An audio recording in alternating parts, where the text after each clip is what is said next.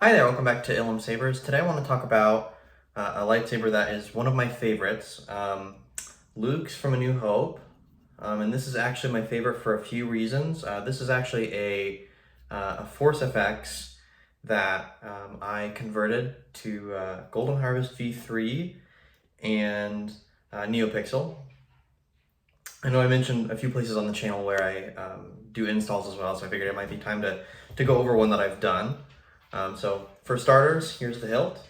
I've already got the chassis kind of popped out here. So I'm gonna ease it the rest of the way out here and show the inside. It's got a crystal chamber, so the crystal will light up the same color as the rest of the blade. It's wired in series that way. The board is Golden Harvest V3. I've just got it electrical taped down for now. It was a little bit of a tight fit. The speakers, 28 millimeter, I think from the custom saber shop, has a removable battery. The chassis originally actually had a place for a kill switch, but because Golden Harvest has a deep sleep mode, I did not use that on this one. But I'll pop it in. If it isn't the hairless harpy. Okay, so I think that is GHv3's Ahsoka font. But go ahead and pop the chassis in there. And of course the chassis butts right up against the end here, and the end cap keeps it in place. I use the custom saber shop conversion kit for the 1-inch blade holder. So one of my favorite things about that actually is that the red button acts as the retention screw. So no Allen wrenches required to put in a blade, pretty easy. Also got their graphic style blade plug. I suggest you try it again, Luke. This time, let go your conscious self and act on instinct. Okay, so that's the GHv3 A New Hope training font.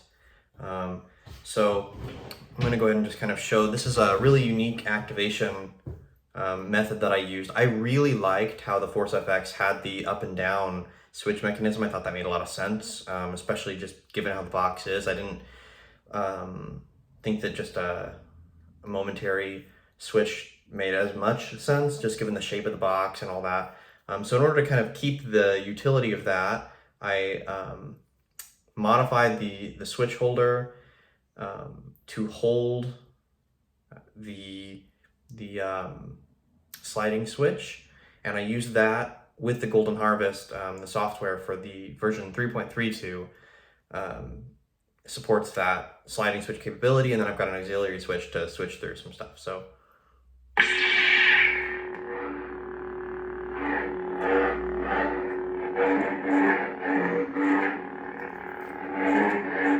and then the auxiliary switch is just hidden under one of these bubbles here.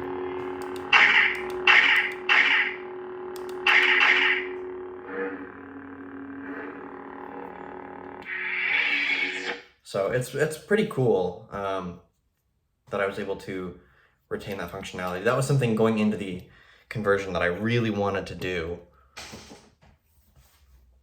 I will say, if you're doing that conversion, be aware Golden Harvest V3 is the only board. Well, I think the V2 had that as well, but it's not really a very up-to-date board anymore. But the Golden Harvest is the only one that I know of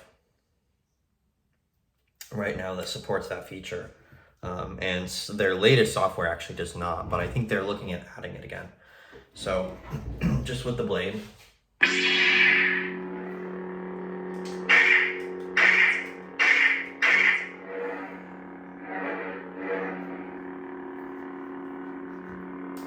I call it luck. In my experience, there's no such thing as luck. Look, good against remotes is one thing. Good against the living, it's something else.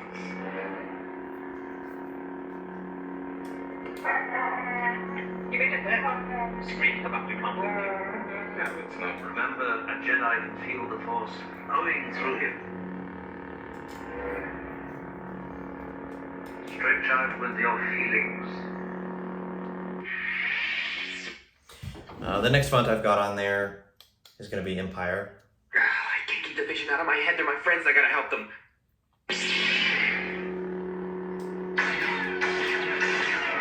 A little bit of a darker blue on that one.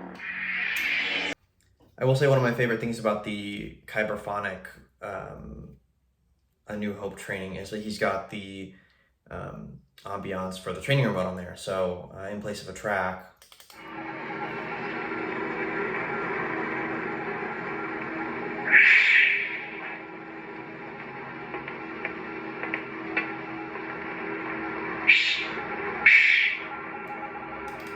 and he shows on the website how you turn the blade on and just kind of like it's the remote is shooting at you. It's very fun though to play with that. Darth Vader. Of course, I've got the other Graflex style fonts.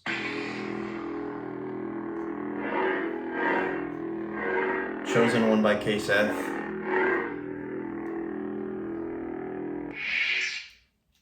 That was the villain, and the next one's a hero. Anakin Skywalker.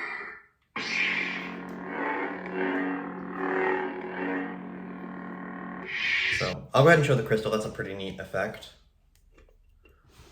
Slide the chassis out, and then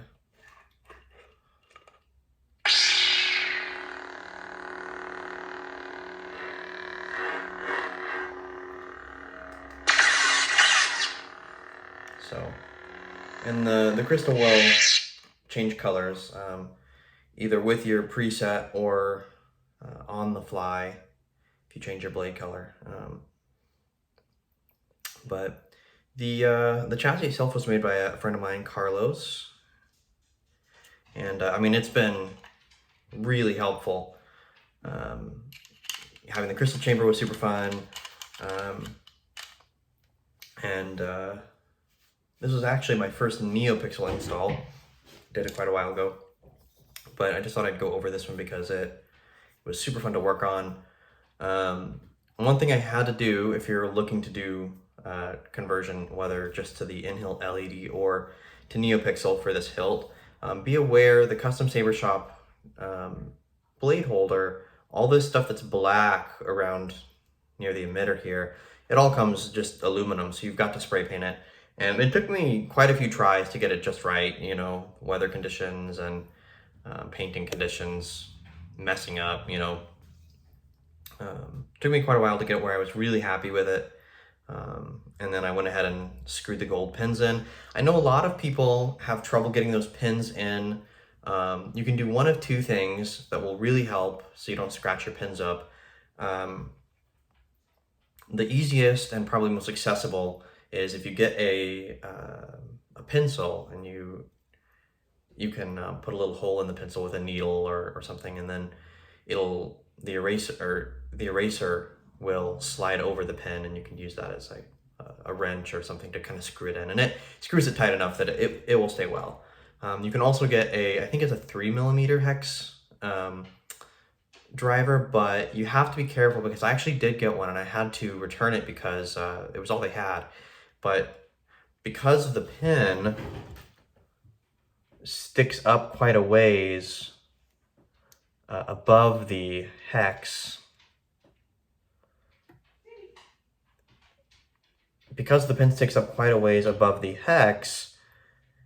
if there's not a deep enough socket, it's not gonna go down far enough. So the eraser on the pencil worked the best for me, but if you're able to get a hex driver with a deep enough socket, then you should be fine with that as well.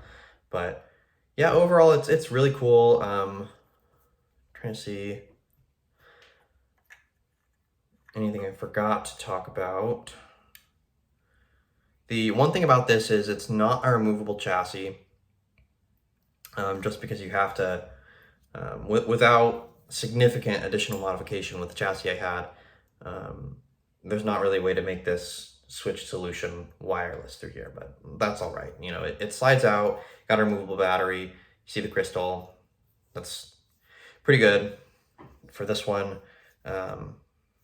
trying to think. I think I've kind of covered all the bases. I will say another thing, a lot of people, when they do this, do not worry about putting back in are the little contacts here, which you would see on a real Graflex or like a Romans or an 89. Those would have it as well, probably. And if my memory is serving correctly, I think actually they're supposed to be gold and not silver. At any rate, the ones that came with the Force FX, both the Luke and the Rey were silver. So what I did was I took them and I just trimmed them to size, and then I put them underneath the top hex there. And so these just screw in, just put it underneath it like a washer. But other than that, I think that's pretty much it. I didn't do any other modifications. Oh, I did actually use a little bit of E6000 in here to hold the blade holder, just because I noticed that something else to note is before you install the blade holder, you're going to want to sand it down quite a bit. I was not able to fit it in when I bought it. It wouldn't fit. If you took it and you really forced it in, you probably could get it to fit, but then at that point, you wouldn't really want to paint it because it would scrape any paint off. You wouldn't be able to have these black areas unless something I suppose you probably could do is you could force it in and use like a paint pen to paint the exposed areas. But I was spray painting, so I wanted it to have kind of a more smooth in and out as well, so that I could do some maintenance on it and testing as well. But once I got it to where everything was working and I felt like I wasn't going to need to continually take it apart for maintenance, I went ahead and used some E6000 to glue it in, just because in sanding it to be a smooth fit, it did get a little bit of a wobble to it. So I used some E6000 to fill in the excess space, and it's solid as a rock now. So it's great, in the hand. I think it's a little wider than either a vintage or an accurate replica, but in the hand it really looks pretty good.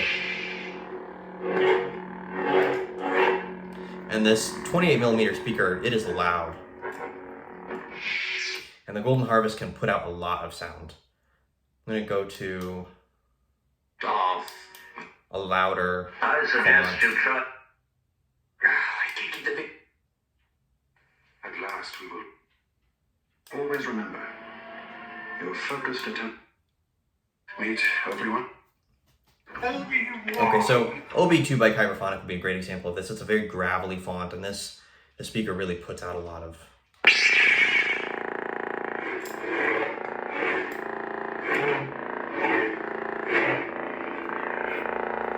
I mean, and the hilt just vibrates when you hold it. Like, you feel it through the whole hilt. So really the 28mm speaker, whenever you're doing an install, is always a great option. Always best to go with that if you can. And that is something I do like about doing these Force FX conversions, is you've got the room for it. So I think that's pretty much everything that I wanted to go over with this one. I'll probably in an